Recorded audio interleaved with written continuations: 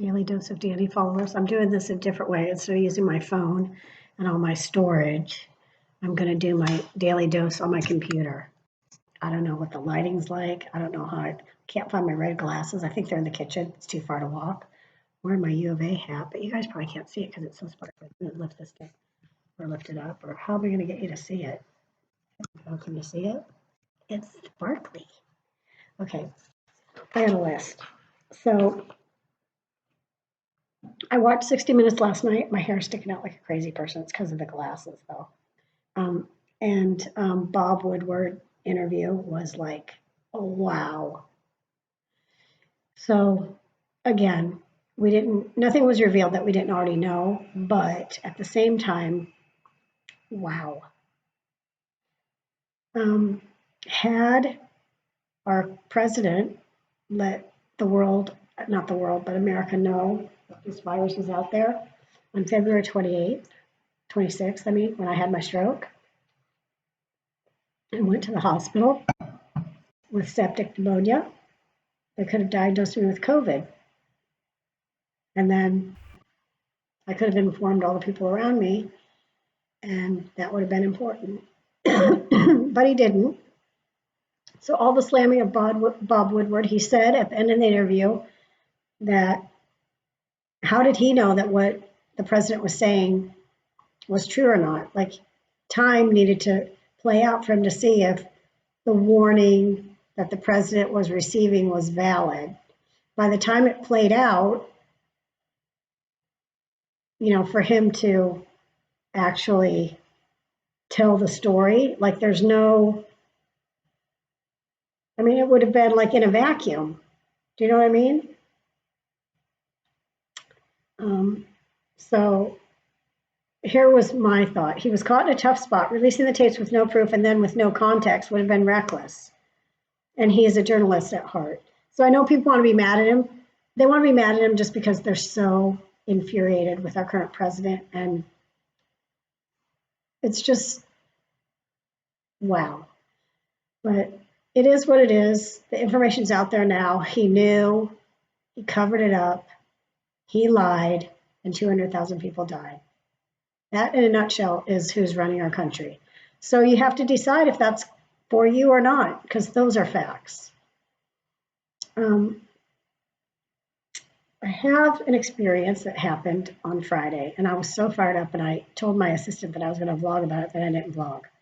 So Boyd was having trouble with his eyes. I might have talked about this before, like his eyes were burning and red, and it was like they were like tired eyes, So he was really struggling. So he went to see the supersonic Dr. Backrack from North Bay Eye.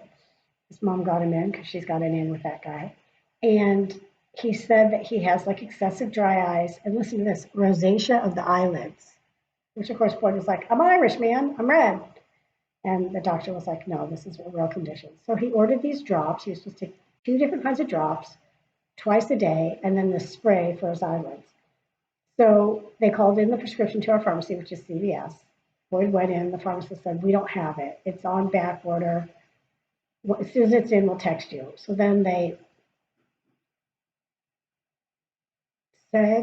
texted and said it was in, I think. And my assistant went to pick it up, and then they said, no, they only had one of them. So she got that one brought home, blah, blah, blah. Then they said, it's in, the big one's in, it's COVID, the mail's slow, whatever, it's finally in. She goes to get it, and she calls me, like in a panic. She goes, it's $300. I was like, what? Like our copay is 20, right, for prescriptions. I go, really? She goes, yeah. I said, well, we have to get it, so he needs it, so we have to pay for it. So I said, what about my insurance? So she asked the pharmacist, she wants to know about the insurance. And this is what the pharmacist says. The real cost is $3,500. You're only paying $300. I was like, $3,500. So I was fired up. It's a fucking eye drop. Is Big Pharma for fucking real? $3,500 for eye drops?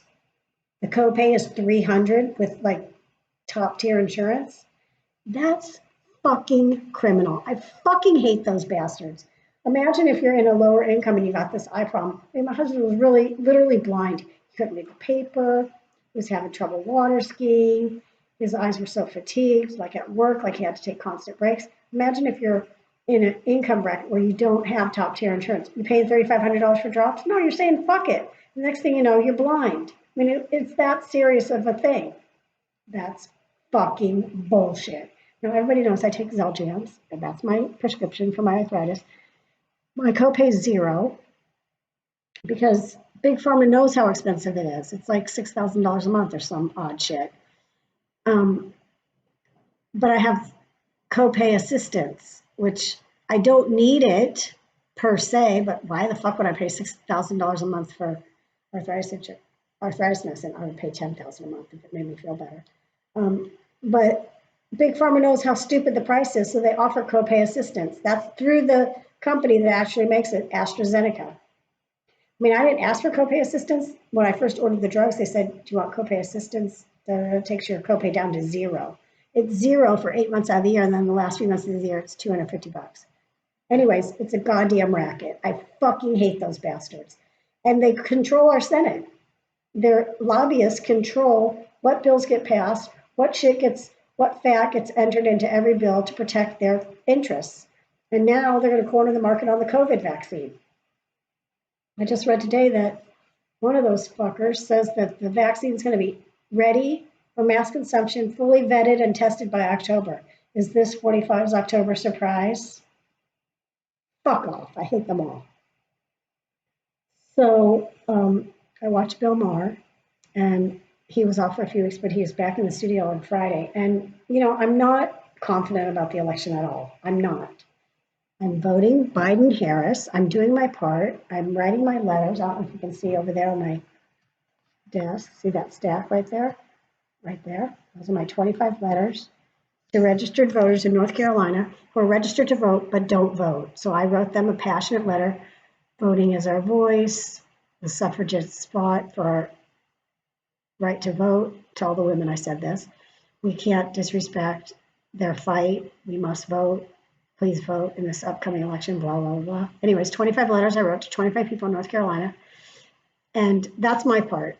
But I'm not confident that we're going to win because the Electoral College has fucked us over many times, and it could potentially fuck us over again. But I watched Bill Maher, and he had this woman on there. I don't want to misquote. Jessica Yellen, I believe her name was. I now follow her on Instagram. Yeah, Jessica Yellen. And her thing is, if you go to her profile, which I'll do, providing news, not noise. She's the author of Savage News, former CNN chief White House correspondent. Anyways, she was on the show, and she made me feel a little confident. Like I felt like we might win this fucking thing. There was another guest on there, I can't remember his name, but he also thinks that. And really, by the end of the show, Bill Maher was kind of like, we might win this fucking thing. If we get the African American vote, if we get the 18 to 25 vote, and if we get the women to vote. Half of America doesn't vote. Half of eligible voters don't vote. If we get an influx from the Black community, from the 18 to 25-year-olds, and from the women, we could win this fucking thing. Get that monster out of the White House. And I actually felt confident for the first time. So the other night, my nephew came over to drop off some checks that he inadvertently had gotten because Boyd had forgotten them. So he came over to drop them off. So I was sitting in the TV room watching TV, and Boyd's like, that's the doorbell. And I was like, what? So I go to the front door, and there's my nephew standing there at the front door. And I unlocked the door, and I said to him, this is the last time I will greet you at my front door. I knew he was coming. The side garage door was open. You need to come in the side garage door, walk straight into my house. That's how we do things. I was expecting you. I shouldn't have to listen for a doorbell, get up and unlock the door. It's not that I'm too lazy for that. It's just that I was expecting you, so the door was unlocked, not the front door, because no one goes to my front door, because that's the trek. You park in the driveway, then you have to walk all the way around to the front door. No. So I said to him, you come in the side garage door, you come in through the garage, and you say, hey, I'm here. And he goes, that's not how I was raised. We always had our doors locked. You always knocked on the door. And I was like, well, my doors aren't locked. Now, I don't mean that as a wide scale, come and rip me off. My doors are locked always. I'm just saying, if I'm expecting you or we're home, chances are our doors are unlocked. It's how we've always lived. I mean, when Grace was little, she had so much anxiety about so many different things. But one of the things she had anxiety about, there's a little skin on my screen. I got it. I didn't get it. Come with me. Come with me. Okay. So at night, part of the nighttime ritual was I had to lock all the doors and turn off all the lights, and she had to walk around with me. And I'm talking about from the time she was like 3 years old. We would hold hands, walk around, lock the doors, and then she'd have to test to make sure it was locked. And as she got older, she would say things like, when she moved her bedroom upstairs, Mom, we never better all the doors locked and the lights turned off, and I would have to say yes. And she would ask me twice, and I would say yes both times. She has OCD and she had anxiety. So I started thinking about locked doors and philosophies that families have about locked doors. So I'm going to go to kind of a dark place, and my sisters might not want to listen to this part. So it's 11:04 on your counter, so you might want to block it out. But my mother, after my parents got divorced, married a pedophile, a sexual predator. She may or may not have known this, but he was one. And he had a predilection about watching us take showers. I know this sounds fucked up. We were not allowed to close the bathroom door when we showered. When we had glass shower doors, it was really scary. Like I would take a boiling hot shower just so that it would fog up because I didn't want that fucker walking by the bathroom and seeing me. As we gravitated to different homes, like whatever, we had shower curtains and that was more private. But this is some fucked up shit. Like we weren't allowed to close bathroom doors. We also weren't allowed to close bedroom doors. And I shared a bedroom with Sid, and invariably we'd be getting ready for bed and this fucker would be up in the hallway walking by. Do you know what I mean? Like he wanted to catch us in various stages of undress because he was a predator. Excuse me. One time Sid and I closed our bedroom door right when he was coming up the stairs because we heard him and we closed the door because we were getting ready for bed. And he fucking punched a hole in the door and said, like, what's that movie? Johnny's Home. What's it called? The Shining. Punched a hole in the door and said, "Don't ever fucking close the door on me." Are you fucking kidding me? We were teenagers. You're a criminal. But, we didn't have words or agency to fight back against this. So we just figured out ways to stay out of his line of sight, whether that was in the bathroom, going in the bathroom with a sister so that, they could protect us a little bit. It's fucked up shit. Anyways, I married Boyd and he's very open. He never worried about locking front doors or sliding glass doors or anything like that. And I don't know if we actually had a conversation about feelings of locked doors, but I adopted his feelings about this. I think because he made me feel safe and I wasn't threatened. I mean, I still obviously close the door when I go to the bathroom. Like there's some lines that we don't cross. Even 28 years later, we still don't cross those lines. But my master bath is wide open. Like it's like off the bedroom. There's no door. Like you take a shower, it's a huge shower room. I mean, anyone can see you shower if they walk back there. But I don't stress about that. I don't feel exposed or anything. And that's because I trust my husband and my family. Now, locking doors, front doors and side doors and all that, I mean, I guess it also has to do with where you live. And I've just never been afraid. So I'm not really attentive to locking my doors.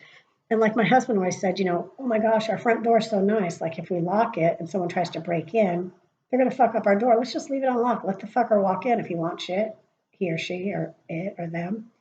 Fucking take it. At least you don't destroy our property. Do you know what I mean? I mean, that's kind of taking it to the next level. But anyways, I have a whole thing about locked doors in that I don't believe in them. So if you come to visit me, just walk right in. I'm either expecting you or I'm okay with you being here. If the doors are locked, it's Naked Thursday. Okay? All right. The other thing that was on 60 Minutes last night was about Tijuana and the wastewater situation. So here's my understanding, okay? So Tijuana is, adjacent to San Diego, right across the border. And for many years, the water that runs through from Tijuana to the ocean in San Diego this was a while ago, ran through unfettered. But when the United States realized that Tijuana and Mexico in general didn't have the same septic standards as we did, we blocked that. We blocked the water from coming because it was toxic and disgusting and full of raw sewage and garbage. In blocking it, when there were big storms, Tijuana would flood. And there are neighbors to the south. So somehow 10, 20 years ago, an agreement was made that we would not block the water. So we put up there's tunnels under the wall. Don't forget we have a wall, under the wall. And there's graded gates. And then the graded gates are to catch like the big debris, like tires and other shit that they have in their wastewater. And the water flows through to these 3 huge retaining ponds where the sewage was supposed to be treated and then released to the ocean. Okay, so this was 20 years ago. This was a thing.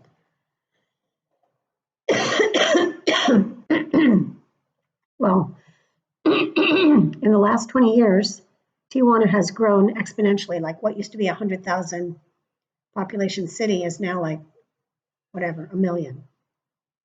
And it's like shanty towns along this waterway that flows. And it's a pathway for immigration as well. So we have Border Patrol on the wall. They have Border Patrol on the tunnels. We have Border Patrol on the grades. Well, many times, maybe it's weekly, maybe it's twice a week, they have to open the grades because so much stuff is piling up that the water's backing up. And our agreement is that we're not going to let the water back up. So because we follow through on our shit, even though it's shitty, literal shit, we open the grades. Well, there are coyotes on the other side, who want to sneak people in. They see when the grates are open and they send the people down the water. So we have people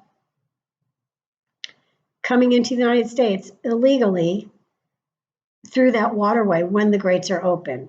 It could be twice a week. Of course, there's Border Patrol on the other side and they get them, but they have to take them out of this water and literally decontaminate them because they're swimming, floating in raw sewage and garbage. Oh my God, I have chills right now. It's so vile. So over the years, for some fucked up reason, these 3 huge retaining ponds, they've stopped treating the sewage. They're not treating it anymore. Why? I don't know. They didn't expose that on 60 Minutes. These ponds remain, but the sewage is untreated. It flows like a goddamn Niagara Falls straight to the ocean. So it's Imperial Beach, it's Coronado, it's all these areas right there. The water in the Pacific Ocean is filled with raw fucking sewage. Now, as water goes, as we know, it doesn't just flow out and stay in one place, it spreads. So all along the California coast, I don't know if it gets as far as the North Coast, but all along the California coast, you can expect that the water has some raw sewage in it. Now, obviously, maybe it's not obvious, but that's gross. So down there at Imperial Beach in Coronado is the training facility for the Navy SEALs. And during Hell Week, the Navy SEALs spend a week in that water doing survival training and da-da-da-da. And they're getting sick.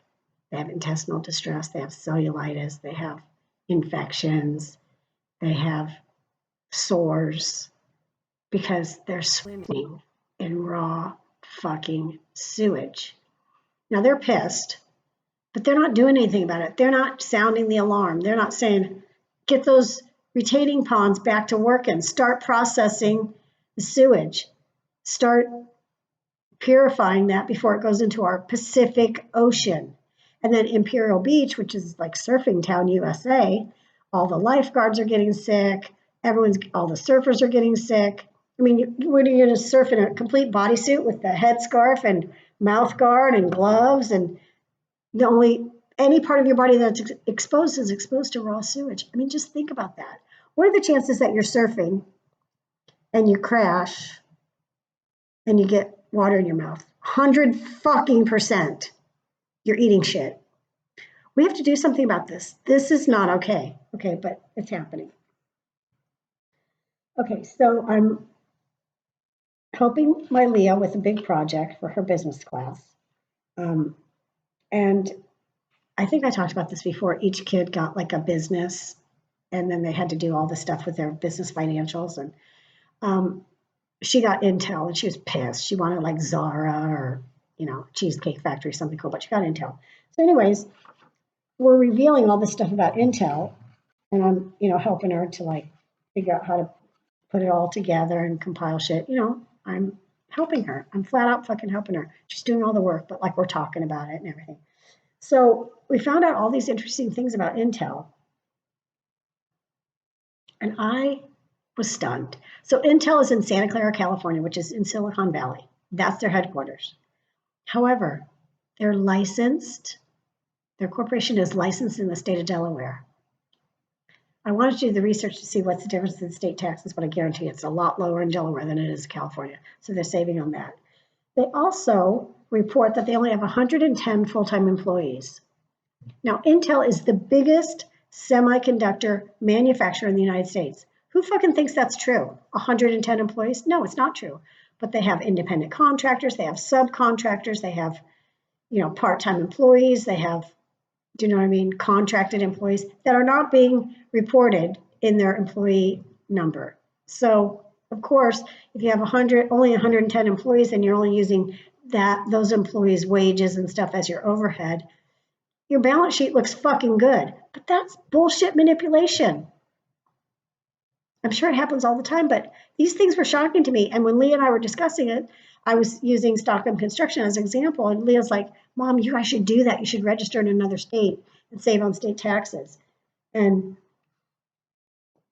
change employee classifications. And I was like, wow, is that what we're learning in business class? I said, no, I don't approve of that. Where you live, where you work, those are the taxes you pay. If you don't like it, don't live and work here, period. Okay, got it. Anyways, Intel's fucked up, but I think everyone else is too. So then I've talked endlessly about the AQI, Air Quality Index. The bottom line is all these goddamn fires, whether they're in Washington, Oregon, or the hundreds that are burning in California, that are in our atmosphere, the air's all fucked up. What is in that? What is in that smoke? It's not just smoke. This is burned homes, burned businesses, burned animals, burned house pets, burned wildlife. It's all in there. All those particulates are in that air, and you're breathing that in. It's not good. It's absolutely not good. They say don't wear a cloth mask because the particulates go right through. You have to wear an N95, which prevents a lot of people from going outside. I mean, my experience was on Friday, the air quality was so bad, it was almost 200 here, which is fucking high. And I walked from my house to my pool house, and I didn't put my N95 mask on, even though I knew I should have, and it was right on the fucking counter. I wore my cloth mask. That short walk, like I literally been coughing, sneezing, everything. I'm not going outside, but my husband cleaned off all the decks because they're just loaded with ash. I mean, ash is falling. And I have a deck here in my office, and he opened the door to, blow it off. And a little bit came in, and I started coughing. And he goes, "Are you kidding me?" No, I'm a sensitive group. That's horrible. So all these people are leaving California because why wouldn't you? Because the fires, and do you want to raise your kids with that fear? And every fall, fire season, and it's even longer than every fall. And I get it. I don't know what to tell you. If you want to go someplace else, then that's what you do. You do what's best for you. There's some Senate races that are close, and if we flip the Senate and regain the White House, it would change this country. The big one is McConnell and Jamie Harrison, or Jaime Harrison. I don't know. I think it's Jamie. It's Jamie. Why did I say Jaime? Because I'm looking at it, and that's what it looks like. It's Jamie, because he spells his name Jaime. Jamie. Anyways, that's a close race. If you don't know where to Put your money there. We got to unseat McConnell. He's a fucker. Katie Porter, who I love and adore, is in a Senate race here in California. She represents Orange County, or she's a House of Representatives. Anyway, she's in a race. She needs to win. That girl is ballsy. She's amazing. Look up Katie Porter some videos. She kills it. When she interviewed the Postmaster General and she said to him, "Can you tell me how much a postage stamp is for a postcard?" And he was like, "I have no idea." I didn't have any idea. But I'm not the Postmaster General. 25 fucking cents. He should have known that. Do you remember when postcard stamps were like 8 cents? God, I'm old. Okay. So 45 is in California today. He was landing, I think, up by Sac. He was going to go to the Butte fire area and then go through San Francisco. I mean, just landing in this state for him is bold. There just aren't that many Republicans here. And there's definitely none in Northern California, I don't think. You know, he thinks we should be doing better maintaining of our forest, which is raking and thinning it out. But all the wildfires that are burning right now, except for the one from the gender reveal party, are caused by lightning. So even if you didn't have anything on the ground, the lightning struck the trees. And a lot of the fire started in the overhead canopy. And why are we having all these dry lightning storms and excessive heat? And it's climate change, motherfuckers. It's climate change. Or as Gavin Newsom said, it's climate damn change. I don't know why I said it like that. It should have been damn climate change. But you know, he was walking and talking. Anyways, it's fucking climate change. Do we not believe in that? I believe in that. Okay, there's another thing. Boyd told me this, and I was laughing so hard. Or maybe my sister told me. I think my sister might have told me. Anyways, it was funny as shit. That one person who is no longer on the White House staff revealed that when he's talking to 45, that 45 busts ass the whole time. He's just sitting there busting ass while this guy's talking to him or briefing him. He is a disgusting fucking pig. He's the grossest example of humanity. Not only that, but he sits there busting ass in front of people. He has no couth. And then what's his nuts who was in prison, Michael Cohen? Sorry, I was thirsty. He wrote a book, and I saw Seth Meyers interview him, and Michael Cohen said in his book, talks about his hair. Like, I guess he went in to talk to 45 right after 45 had gotten out of the show, which I threw up a little bit in my mouth when I heard that. But his hair, when it's not done, he says it's long to his shoulder on one side and long almost to his back on the other. So that it's a dramatic comb over pile, sprayed in place bullshit. It's kind of gross to think of, but it just shows you how gross he is. So I went to see my new doctor last week, who she's a internal medicine doctor, but she just became a concierge doctor. I'm her first client. And she's amazing. Okay, I've already been texting with her. That's how much access I have to her. So I'm talking to her about my life and da da da. You know, it was like an hour and 45 interview appointment, not an interview appointment. And so we talked about a lot of stuff, and I talked to her about how I'm fat. Like I'm fat. Like my stomach is fat. Like the one thing I counted on my entire life was a flat stomach. Like you just have that. Like that's just in your back pocket. That's like in your little bag of tricks. Your stomach is flat. If you have a flat stomach, you can hide a multitude of sins. I've always had a flat stomach.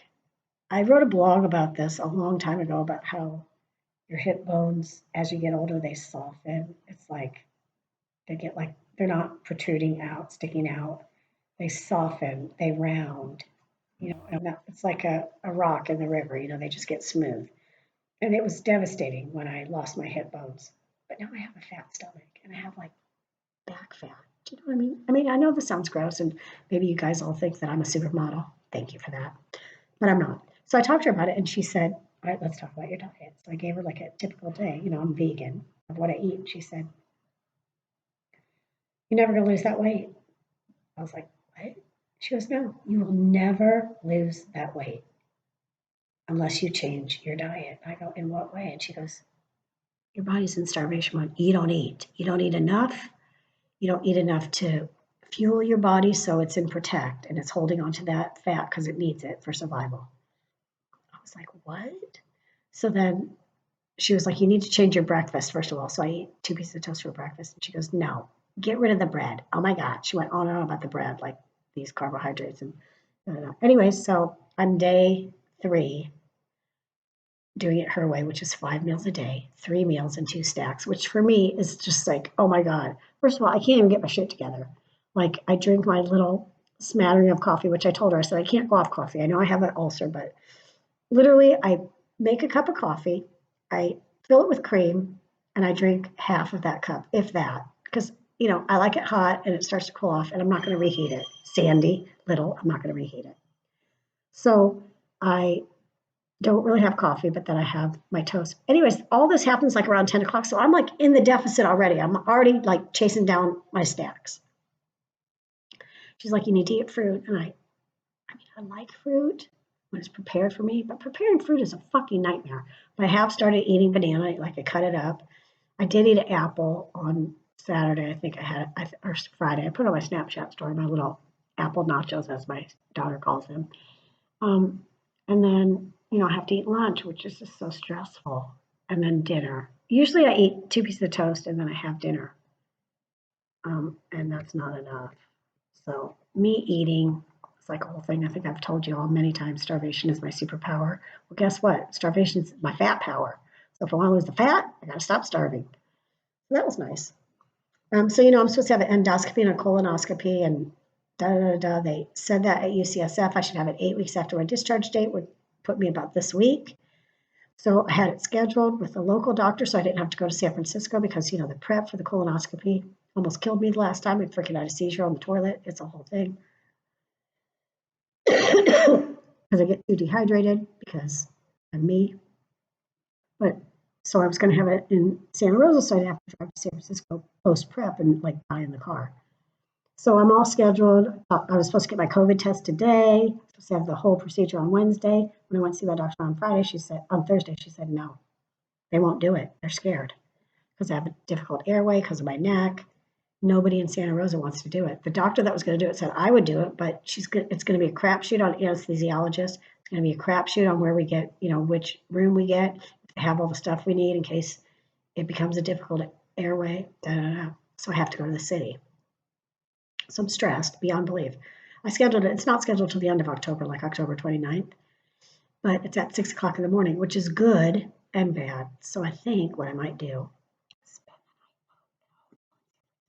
imagine that, go down there, fucking do my colonoscopy prep. Those poor little fuckers who have to clean the room. I mean, come on. What are we talking about here? I'll fast up before then and just hydrate. So I'm super hydrated, but I won't have a lot of waste in me. That's my idea. Anyways, that's happening. Then, the Clippers. I love the Clippers. I love Doc Rivers. I love Kawhi Leonard. I love the Clippers. They fucking choked. We're going to game 7. They got to win. I want them to win and face the Lakers and beat LeBron. I just don't like the Lakers. I don't like their vibe. I don't like anything about them. They're too. They're so extra. Fuck them. I want the Clippers to win. Okay. And then the last thing was my letter writing for North Carolina, which I already showed you that. Okay. I told my daughter that I never talk more than 20 minutes. I have clearly perpetrated a lie. Okay, I love you guys. I'm sorry that I wasn't here for a few days, but that's just how it goes. You know what? Busy. Life gets in the way. Oh, it was my anniversary. Okay, I was going to tell a quick anniversary story. So 27 years married on September 11th. We've been together 28 years. We got married on the 1-year anniversary of our first date. We're cool like that. Anyways, Friday night's our anniversary, but the air quality index is fucking through the roof. We had reservation to eat dinner at Cabianca on the patio. But of course, I'm not going to sit on the patio with AQI of fucking 180 because I'll die.